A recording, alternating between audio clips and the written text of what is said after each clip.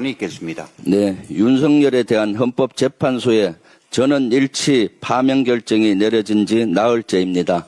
그런데도 윤석열은 여전히 승복하지 않고 있습니다. 도리어 극단 세력을 선동하며 사회적 갈등을 부추기고 있습니다.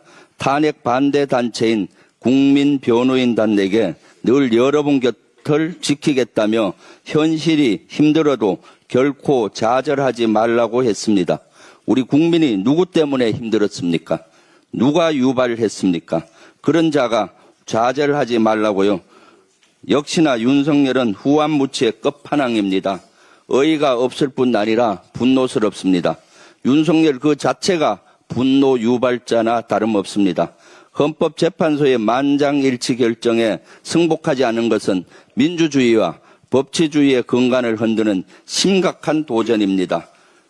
수사기관에 촉구합니다. 윤석열의 재구속을 포함한 법적 조치를 서둘러 주십시오. 국정 안정을 위한 가장 빠르고 유일한 길은 윤석열 재구속뿐입니다. 이런 가운데 국민의힘마저 염치를 팔아먹었습니다. 국민의힘 지도부는 내란 속에 윤석열을 찾아가 머리를 조아리고 대선 승리를 다짐했습니다. 무슨 염치로 대선 출마와 승리를 운운합니까? 그럴 자격이 있습니까? 이번 대선의 귀책 사유가 누구에게 있습니까? 이처럼 국민의힘은 내란 세력을 옹호하며 여전히 국민을 기만하고 있습니다. 윤석열 파면 직후 국민께 진심으로 사과드린다고 했던 권영세 비대위원장의 발언은 결국 양두구육에 불과했던 셈입니까? 우리 국민은 그동안 국민의힘의 형태를 똑똑히 지켜봤습니다. 12.3 내란의 밤, 탄핵 소추안 표결, 내란 세력 옹호와 헌법재판소 흔들기 등 모든 과정을 또렷하게 기억하고 있습니다. 그런 국민의힘이 대선 승리를 운운합니다. 어이도 없고 화가 납니다. 손바닥으로 하늘을 가릴 수는 없습니다. 내란 정당에게 남은 미래는 국민의 냉엄한 심판입니다. 먼저 국민 앞에 진정성 있게 사과하십시오. 내란 세력은 물론 극단주의 폭력 세력과의 완전한 결별을 선언하십시오. 그렇지 않으면 우리 국민이 국민의 힘을 해산시킬 것입니다. 끝으로 한마디 더 하겠습니다. 우원식 국회의장이 개헌을 언급했습니다. 지금 개헌에 대한 논의는 너무나 시기상으로 부적절하다고 생각합니다. 개헌 논의는 실질적으로 국민적 공감대가 형성이 돼야 하는 사항입니다. 그래서 제가 봤을 때는 지금 시기도 부적절하고 기간도 60일 정도면은 대단히 부족하고 졸속으로 진행될 수가 있습니다.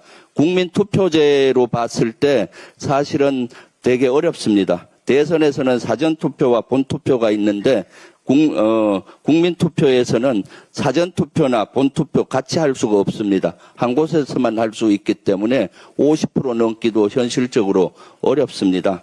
그래서 제가 봤을 때는 지금은 가장 중요한 것이 내란 종식입니다. 내란 종식의 주안을 두되 헌법 개헌에 대해서는 대통령 후보들이 공약에 발전시키고 실제 집권을 하게 됐을 때는 임기 내에 하는 것이 바람직하다고 생각합니다. 하더라도 방향은 내각제가 아니라 대통령 연임제 또는 대통령 중임제가 해답이라고 보여집니다. 그러한 방향에 대해서 공약으로 발전을 시켜서 재임 기간에 하는 것이 순리이고 바람직합니다. 만약 2달 내 해야 된다면은 내란 종식에 포커스를 맞추어서 개헌을 원포인트 개헌을 하면 된다고 봅니다. 첫 번째가 5.18 민주화 정신을 전문에 수록하는 겁니다. 이건 이미 국민의힘도 동의했던 사항이기 때문에 여야 합의 없이 할 수가 있습니다. 두 번째,